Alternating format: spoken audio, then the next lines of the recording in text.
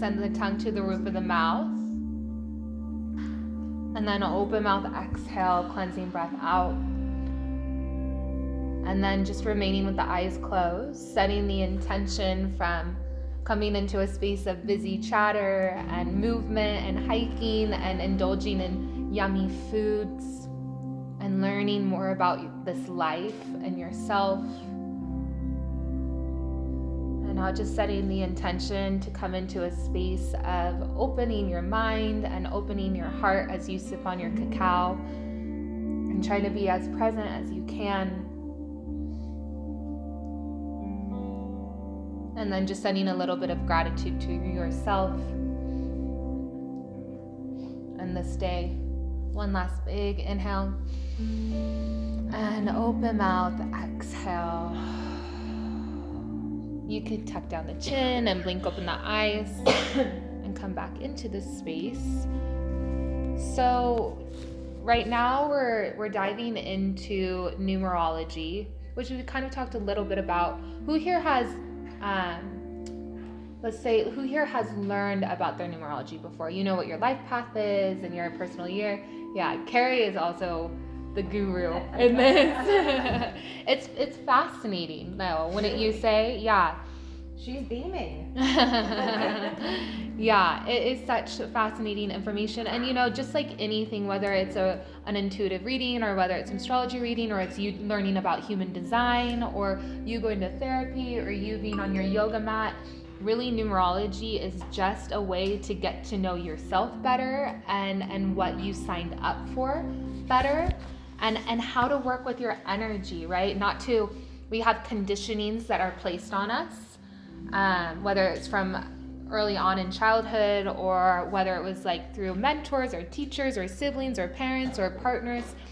And this information allows us just to remember our authentic energy so we can continue to get closer and closer and closer into that. And from there we feel liberated and we feel free and we feel excited, right? Because it is the feeling of just feeling like you're in flow and you're on path.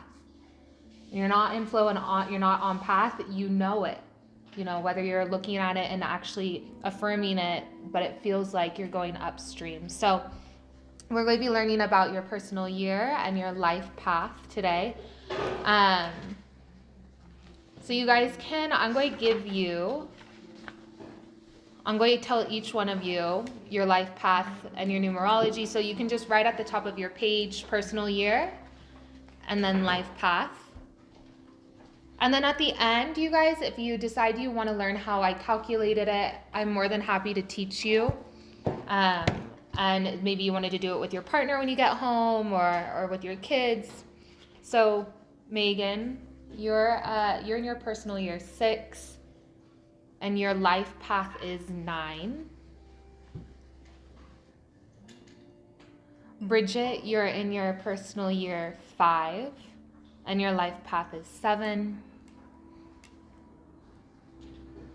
Yael, you're in your personal year 3 and your life path is 7 as well. Catherine, you're in your personal year 2, your life path is 1. Let's see. Carrie, you're in your personal year 7 and your life path is 6. Kristen, you're in your personal year 8 and your life path is 8. So it's a big year for you. Janice, you are in your personal year 9 and your life path is 5. And Jenny, your personal year is 6 and your life path is 1. Cindy, your personal year is 7 and your life path is 5. Lisa, your personal year is 7 and your life path is 8. Liz, your personal year is 8 and your life path is 1. So that's everybody, right? Okay, so numerology is actually really interesting because it's not anything, a lot of the stuff that is coming up now and that we're talking about, right? Like if you were to ask somebody what their moon sign was, say 20 years ago, they'd be like, what are you talking about? They'd be like, who have you been talking to? What is this witchcraftery? And so a lot of the things that were closeted for a long time, and clamped down, certain knowledge is now coming back to light. Numerology, astrology, intuitives, holistic medicine, breath work as medicine, this is not new knowledge. This has been used, like, it's in history hundreds of years ago. Egyptian cultures, we can see it in their carvings, a lot of what is coming up now. So same with numerology. It was actually discovered by the ancient Greek philosopher Pythagoras, aka the father of geometry and numerology. He studied at harmonics and looked at numbers and harmonies of energies, frequencies, and vibrations, and associated that with numbers and sacred geometry. So a really great resource if you guys want to learn more about numerology after this is a podcast called Soul Sessions by Amanda Rieger Green. Who here has listened to her? Anybody? Carlene, I know you have. Carlene showed me her. And she's really cool. She's really down to earth, but very, very, like, brilliant. So, and she said something that really resonated with me, because at first I was like, nah, I don't really resonate with numerology. And then my personal reader that I have been going to for 6 years would always tell me about my personal year cycle in the beginning of my reading. What's the name again? Soul Sessions. That her name? Amanda Rieger Green. Okay, thank you. Yeah. And she's on Spotify and Apple. But my reader will always mention the cycle that I was in and where I was at in my 9-year cycle, and it would always resonate with me. And when we talk about intuition, we all experience intuition differently. Right? My mom gets pictures. Maybe you get it through chills. Maybe you get it through your sacral, like just a deep knowing. Maybe you get it through auditory, like you hear certain things. You have certain voices pop in at random times giving you instructions. We experience intuition in so many different ways. It's just a matter of bringing awareness into it and not saying it was a coincidence. And same with numerology, same with numbers. Numbers actually activate a lot of intuition within us. It's ancient science. It's been an ancient civilization. So I always like to give a little bit of a background of the numerology, because just so you guys know where it stemmed from. So diving in, we're going to talk about 2 things. We're going to talk about the personal year. And so going into that, I want you guys to draw a horizontal line about 1/4 into your paper. Just straight down your paper.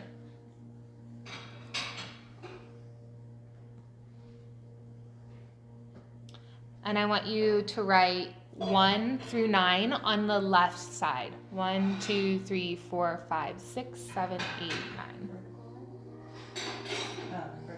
Yes. And a straight down line. Yeah, there you go. That was horizontal. I was thinking the sunset.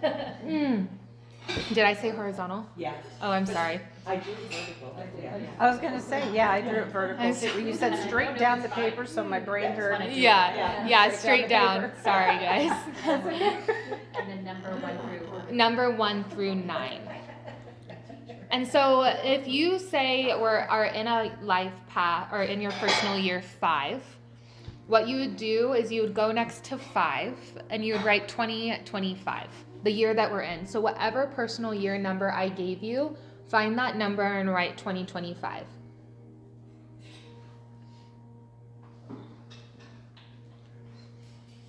And then I want you guys to go up from that number and write 2024. And then so on, all the way until you reach the top. Now, if you're in the earlier part of a cycle, what you'll do is, what I want you to do is actually write 1 through 4 below the 9 if you can. So you're here. So actually, I want you to write 2023. I want you to write 2022. Opposite. Who else is here? Is Say what? We're exactly the opposite. So yeah, you just write 2026, My personal year is 2027, seven, my you life continue path down. is Are you going forward or you're going Yeah. backwards? Interesting. Go backwards. Yes. No, if you're, Yeah, yes. 2024, 2023, 20. Yeah, I would go, with you personally. So you go forward and you go backwards in time.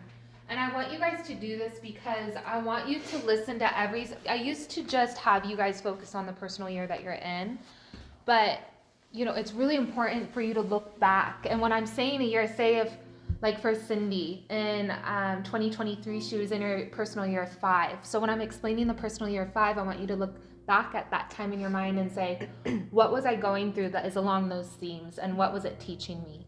We're always in 9-year cycles, okay? And I always explain it like we're climbing a mountain trek. And the first year, whoever's in the beginning of that cycle, you guys are on a fresh new mountain trek. Yeah, brand new mountain trek. No, it is so, and whenever I see people are in a brand new cycle, I'm like, oh my God, that's so exciting. And it's daunting. Okay. It's, That's what the daunting part. yeah, it is. And I'll explain more too, but it's a chance to be curious. Yeah. When my 1 year was really, really scary. But now looking backwards, it led me into this work. That was when I started this work and left bartending. So trust the process, and this gives you reassurance and how to work with it. The first year you're starting that brand new cycle. It's like the meditation we did. You're going up the mountain. You're like, I don't know where the frick I'm going. I'm trying to gain momentum. I don't know if I have the right supplies, and every year has a certain theme that gets you to that 5th year, which is like the peak of the mountain.